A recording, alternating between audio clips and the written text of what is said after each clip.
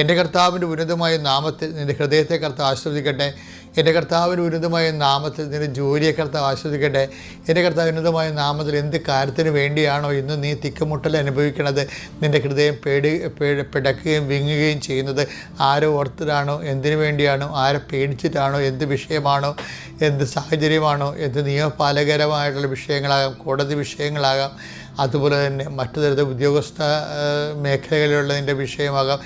എന്ത് പ്രതിസന്ധിയാണ് നീ അനുഭവിക്കുന്നത്, ഞാൻ നിനക്ക് മുമ്പ് എൻ്റെ ദൂതനെ അയക്കുമെന്ന് അരുളിച്ച കർത്താവിൻ്റെ വാഗ്ദാനം അനുസരിച്ചുകൊണ്ട് ഈ പ്രാർത്ഥനയുടെ ഫലമായി ദൈവത്തിൻ്റെ ദൂത് നിനക്ക് മുമ്പ് സഞ്ചരിക്കുകയും നിനക്ക് മുമ്പേ കാര്യങ്ങൾ ക്രമീകരിക്കുകയും നീ ഭയങ്കരമായ രീതിയിൽ മല പോലെ വന്നു എന്ന് പറഞ്ഞ പോലെ, കാറ്റുപോലെ പോയി എന്ന് പറഞ്ഞ പോലെ നീ ഭയങ്കരമായ രീതിയിൽ പ്രയാസപ്പെട്ടിരിക്കുന്ന, ഭയാനകമായ രീതിയിൽ മനസ്സ് സംഘർഷം പിടിച്ചിരിക്കുന്ന വിഷയത്തിന് മേലെ അതൊരു പഞ്ഞി ഒഴുകിപ്പോകുന്ന പോലെയും പറന്നു പോണ പോലെ നിൻ്റെ ഹൃദയഭാരങ്ങൾ കർത്താവ് പറത്തിക്കളയട്ടെ എന്ന് പ്രാർത്ഥിക്കുന്നു.